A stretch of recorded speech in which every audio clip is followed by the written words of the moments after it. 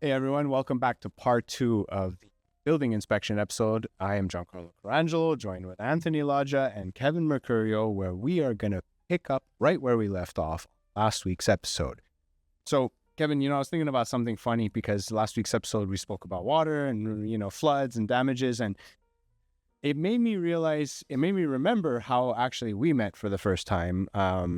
To put some context to this, you had texted me introducing yourself as an inspector who just got into the field. I had forgotten to respond to your text message, and you had showed up at my open house that I was doing that day, but coincidentally, there was a flood in that sector and there was sandbags everywhere. Barricading everything. Yeah, barricading everything. And that was in 2019. So it's like a love story. Yeah. And then we've been collaborating with him ever since. So, yeah, no, Giancarlo called me. This is like after your first inspection. It's like, he's our guy.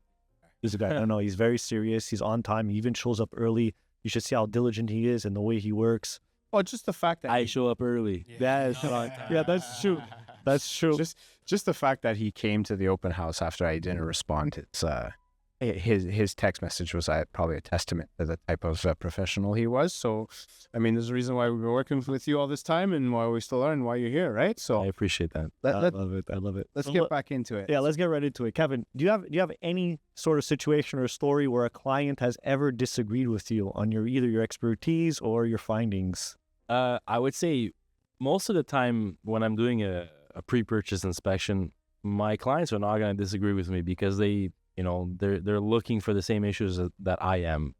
Oftentimes it's the sellers that are going to disagree with what I say, especially if it's a seller that has been emotionally invested into the property, someone that has, done renovations themselves, or if you're trying to make a recommendation for something that's not done right or needs to be corrected, and then the seller, So some brokers will say it's good for the sellers to be there for answer questions, and some brokers will say they shouldn't be there because they're going to interfere with the recommendations. So I'll leave that up to you guys, but I've had instances where, it's the sellers that they're kind of, they're emotionally invested and they don't like what they're hearing.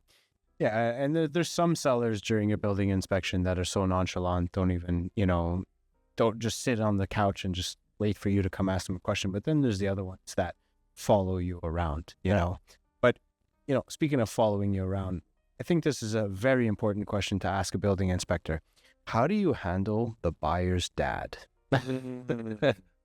Again, infamous buyer's dad. Again, the buyer, because he's part of team buyer, he'll usually be on my side, right? It's just another set of eyes. If, he's watching your back over your shoulder, telling, hey, Kevin, let's add this to the inspection report.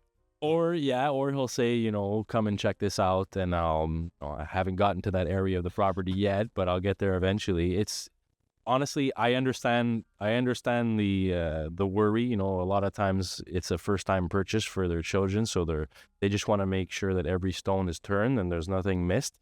But yeah, sometimes it can be a handful, to say the least. Sometimes it's funny because you're not only inspecting a building, but you're also dealing with the different characters during the inspection. Yeah. Right, so you need those interpersonal skills as well. Yeah. That's interesting. So, like for buyers on a tight budget, when things come up on an inspection and buyers may, first-time home buyers have a tighter budget, do you ever offer like recommendations for, minor upgrades, cosmetics or whatever that might be budget friendly? I mean, obviously you can't give a number, but do you ever offer personal recommendations? How do you mean? Like, what exactly do you mean? Like, do I recommend a way to do something cheaper?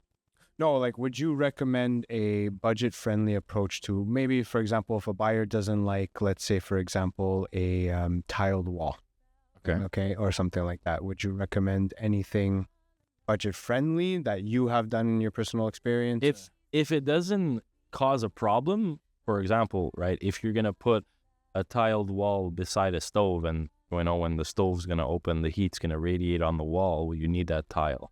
But if you want to put something else that's combustible material, well, no, you can't. But if it doesn't pose a problem, then sure, you can take a budget-friendly route. But a lot of the times, I try to, recommend what is really necessary. Yeah, and that's a lot of the times the reason why, I have clients asking me, well, how much is this going to cost to replace?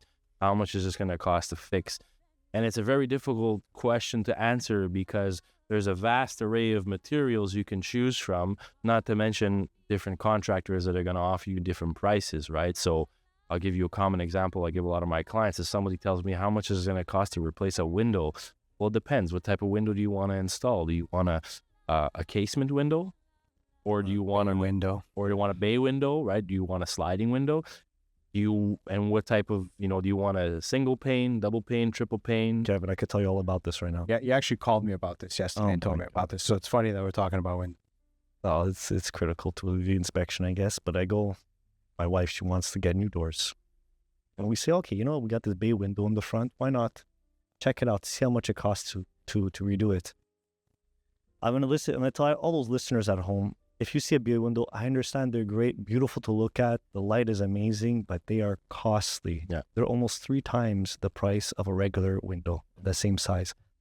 So, yeah, in terms of inspections and, your profession, what are some of the biggest misconceptions people have about you? That we see through walls, right? So, I mean, we're human. Like I gave you the analogy last week about the GP, right? We know where to look and what to look for. But if we can't see it, you won't be able to see it either. If it's not visible, we won't know that it's there either. Obviously, yes, there's inspectors that offer thermal imaging services now that will help the process. We have tools like humidity detectors that will help, narrow down issues. But generally speaking, it's a visual inspection, right? So if it's something that's not visible, and we can't see it, you're not going to see it either.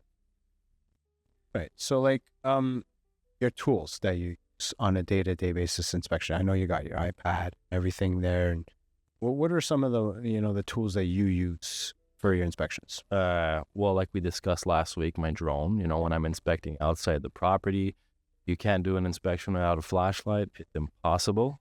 Yeah.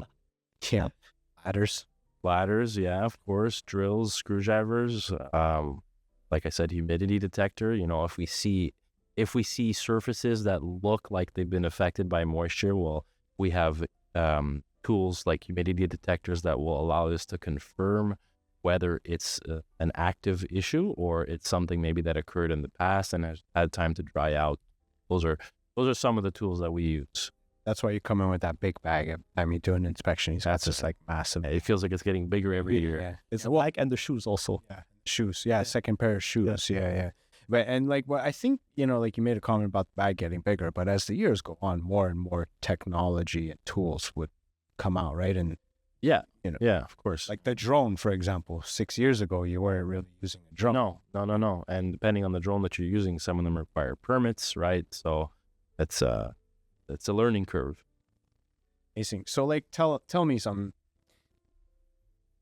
What's your favorite part about inspecting houses?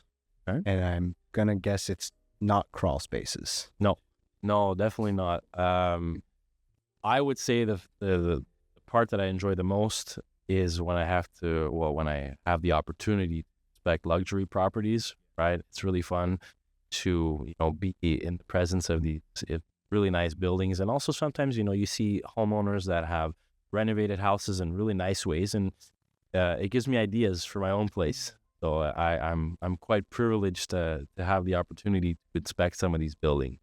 Very cool. Yeah. And so what's some of the worst things that you like going into an inspection, you say to yourself, oh no, That I've seen? that you've seen? Animal feces on the floor. Yeah. Right? Just properties that are, you wouldn't take off your outside shoes when you walk inside. Let's just put it that way.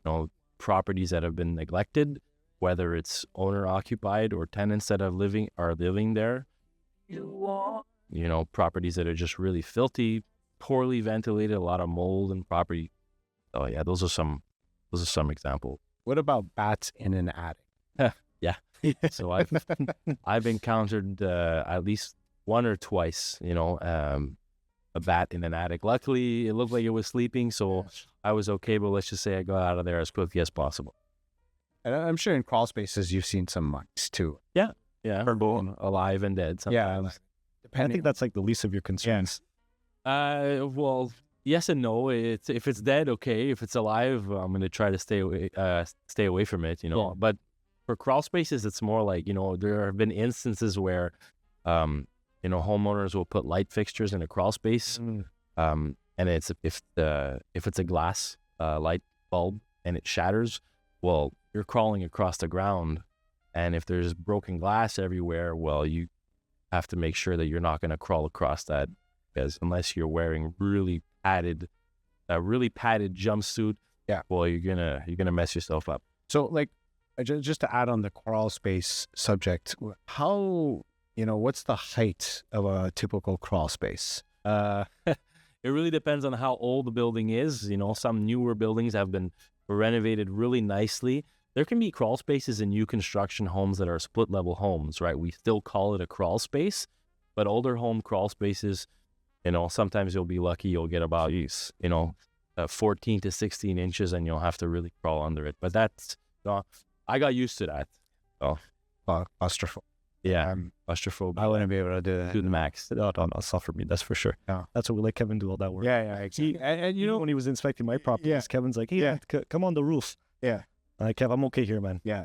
and I've definitely visited properties too, where it's like this is the access to the crawl space. Do you want to go down and see? And I'm like, no, the inspector will do that. So, not to mention, we've seen a lot of them throughout the years. You see so many crawl spaces. After all, you're like, okay, what am I even looking at? It's not only crawl spaces that have very restricted access, to sometimes attics too, right? Yeah. Sometimes the attic hatch, get into the attic of a property, is very small, or even when you get inside, some properties have very shallow slopes, so you're stuck crawling in there like on your belly, and it's very difficult because you can't step anywhere that you're going to go through the ceiling. And I'm sure the temperature also.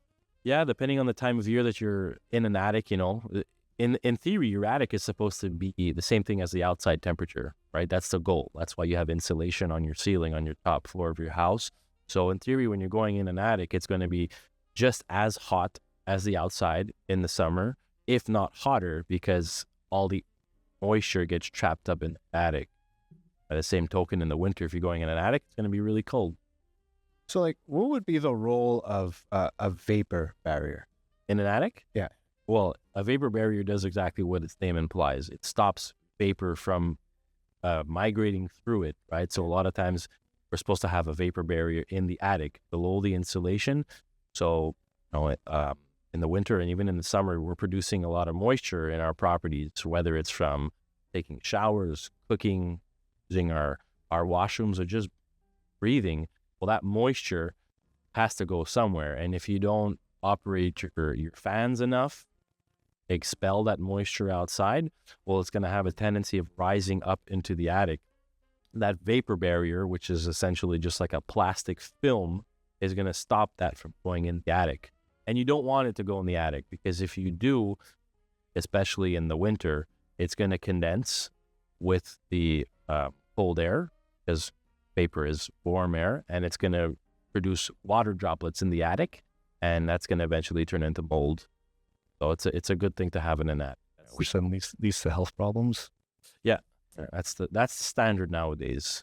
You need a vapor barrier in your attic and on your outside walls. So it's prevented, basically. Prevented from molding, from moisture on the wood joists. Well, your walls and your ceilings are like, I like to tell my clients, imagine an onion. An onion has layers, right? Well, the outside of a wall has layers. So you have your drywall, which is what you see, and then there are multiple layers leading to exterior siding, which is what you see on the outside. So there's really a lot more than what you see visually. I mean, so you've been doing this for quite some time now. What is a first for you? Like, is there a scenario that stands out in the last little bit that is something you haven't seen? Actually, yeah. Recently, I did an inspection of a property during which the sellers, were unfortunately starting to develop Alzheimer's. And what happened is that I was inspecting the property. I was inspecting the heating system, the central heating system, and I noticed that the heating and cooling wasn't uniform throughout the property.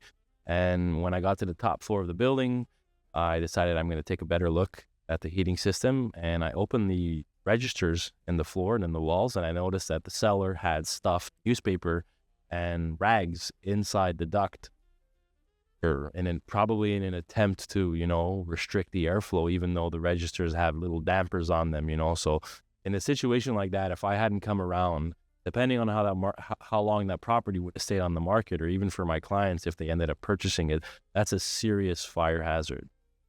That's something that I'd never seen before, and I'm glad that I was there. That you did your due diligence.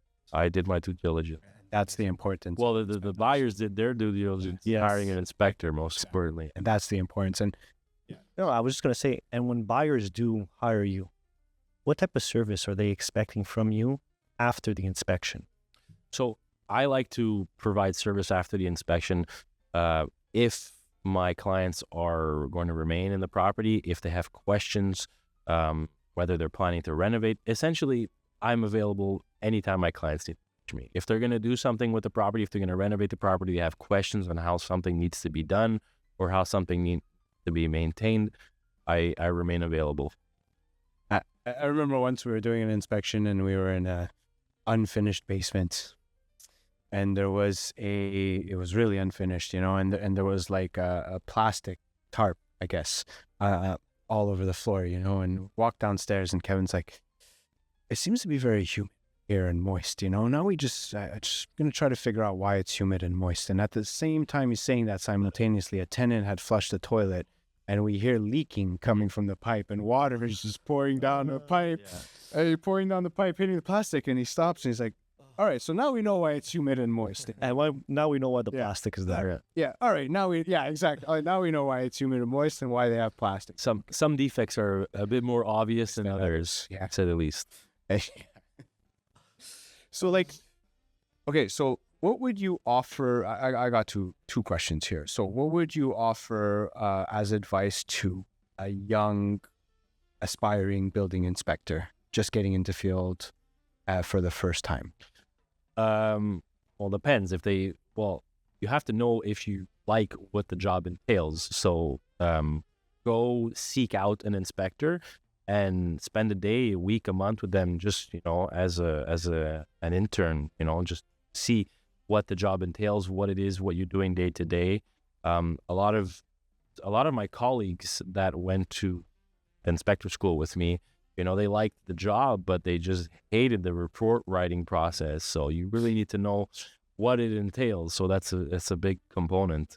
If you spend some time with an inspector and you see how it's done, you may enjoy it. There's also you're going to be, your aspirations, is it to work for yourself, or you want to work for a company? Because there's an aspect of being an inspector that you'll learn eventually in school, but then if you're going to be self-employed like myself and work for yourself, you have to learn how to run a business. And that's really different. And how to, like Anthony was suggesting before, you have to learn how to deal with clients, people in general. Sometimes it gets ugly, and we're in the people business, eh? So, I like that you mentioned reports, because that's something I didn't think about. That's a huge part of an inspector's job, is to write the report, and some of these reports are 50, 60 pages. Yeah, well, the inspection usually, depending on the property, takes an hour and a half, 2.5 hours. Report writing process can take several days, depending on the condition of the property. So inspection is just the tip of the iceberg. It's what you guys see. There's a lot of work that goes into preparing for the inspection. Well, we have to review documents that were provided to us. A good example I always like to say, we have to verify in what area the property is. Is it in a flood zone? Was the property affected by issues? Property that was foreclosed, in what condition is it in? So there's a lot of before and there's a lot of after. And unfortunately, like in any career and any trade, as I'm sure you're both aware of, a lot of people just see the tip of the iceberg. And I really like what you said about finding a mentor. Yeah. Basically spending the day with someone who does this day in, day out. They'll save you a lot of time, and they'll save you a lot of mistakes. Too, right? And it's just because we've had a multitude of people who have come around and they say the same thing. And you know what? I use it even myself in my day-to-day life. Like if I want to learn about something, I'm definitely going to go straight to the person who is an expert in it. Yeah. Like today, right? If you guys get asked questions to something you don't know the answer to, and obviously neither of you know the answer to it, you need to have somebody that you're going to ask. I have someone like that, and everyone should have someone like that. Everyone should have a person that is doing what they aspire to do, and they are where they want to be. So yeah, they're basically just, for lack of a better expression, they're 20 years ahead of them. Yeah. And like you know, you mentioned mentorship, which is great because we talk about mentorship. And you also mentioned, you know, the fact of if you're a new inspector, you know, go learn from somebody. I talk about it all the time, right? Learn before you earn. And the best education is field experience, I think, you know, and if you could actually learn it before you get on the field and make mistakes, it saves you time, saves you money. And essentially, as a building inspector, if you make a mistake on your job, it could be costly. Oh, yeah. Right, which is why I have insurances and stuff like that. The insurance, yeah. And sometimes if it's not for you, it's better to quit early. Yeah. Like there's nothing wrong with quitting. If it's not for you, you try it, you do it. It's not for me, you quit. Instead of doing 5 years of this and then realizing it's not for you. Unfortunately, when I did my schooling, we were like a class. My cohort was maybe 30 students, you know, and I think maybe about 10% of us are actually doing inspections now. Yeah. See? Yeah. And it's, I think back when I was in real estate school, you know, we were 30 students and probably less than 10 are, you know, probably like 5 or 6 from that class that are still in state. So awesome. It's a tough bubble to burst. And like we were talking about, even just before starting the podcast, those first couple of years, they're killer. Yeah. Right? You're trying to build your name. Yeah. You got to buy your tools. It's expensive to run your own business. And like you said, it'll make or break you. Yeah. Yeah. It's buying tools. I'm pretty sure those tools that you use are, you know, it's an investment. You start off with, you know, lower end tools, you know, enough to get the job done. You know, when I first started, I had less expensive ladders, you know, less compact ladders that were a bit heavier that I had to, you know, pull out of my trunk difficultly. And now, you know, I can afford more compact ladders that are a bit easier. It's about making your job easier so you can get done quicker and you can do more. And when I think about your ladder, you do have that compact ladder that just like opens up, and it's a lot different than having the large ladder, like those steel ones, the old ones. Are like, yeah. But you know what, John Carl? There are so many inspectors now that are still using the paper and pen. Yeah. Yeah. Which is paper and pen. Man, I wonder what that was like, using paper and pen versus having all this technology. And I've seen old inspection reports, you know, that it's just photos that have been, you know, like when you had to print out your pharmacy, and just photos that I like glued onto paper, and then spiraled in a binder. Exactly. Yeah. So technology really has come a long way. Look, Kevin, we've been speaking about your job, and you know, I just want to touch a little bit about your personal life. You know, what are the things in your personal life that really drive you forward? You know, because we could be doing anything else in the world, right? You're here with us. You're taking time away from whatever you got to do. What's the thing that really drives you? That drives me? Well, I mean, obviously, I want to provide for my family. You know, I want a future for my son. I want a future for my wife. So, of course, it's at the end of the day, it's a job like anything else, right? But I mean, like everyone says, if you love what you're doing, you're not gonna work a day in your life. Yeah, that's very true. That's very true. So, like, in closing, you know, if you were to summarize, what are some of the things that you want our listeners to really remember about building inspections? It's a good question. I would say it's not a one size fit all, and an inspection is not pass or fail. Yeah. Right? Everybody has a different tolerance for risk. A lot of times I'm asked, you know, Kevin, what do you think about the property? Should I buy it? Should I not buy it? You know, what would you do? Well, you know, the political answer, like I like to say, is that it depends. It depends on you. It depends what you're comfortable with. You know, I've had clients that have purchased, you know, these rundown properties without batting an eye. And it's because they know in their head, in the back of their mind, that they're just going to redo everything. And then I've had clients that are really meticulous and will be really afraid of minor things, right? So it depends on the client. It depends on the buyer of the property. And I think the number one thing is always do an inspection. Yeah. Of course. Well, we always recommend it. We always do it. You know what I mean? After hundreds of transactions, we'll always recommend an inspection. I would say at least 90% of the time. Yeah. Just spitballing here, but the cost of an inspection is going to cover itself in what it's going to refute. Yeah. Right? And I think the only time like I would think of potentially not doing a building inspection is if I'm buying a brand new development where I know it's under warranty, developer warranty. And then you do the inspection at the end of Even 5 years. Even then, I live in a brand new construction. I live in a brand new property, right? Humans build building.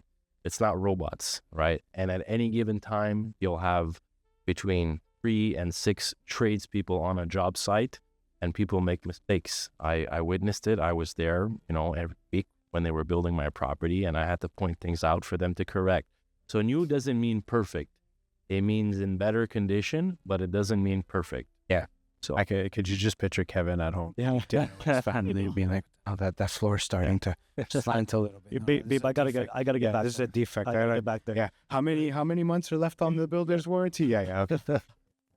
So, all right, man. So look, for our listeners who might want to connect with you, maybe give them a shout, and where they could find you and use your services. Yeah, so you can go directly to my website, which is inspectionsmercurio.com, and you'll find all my contact details.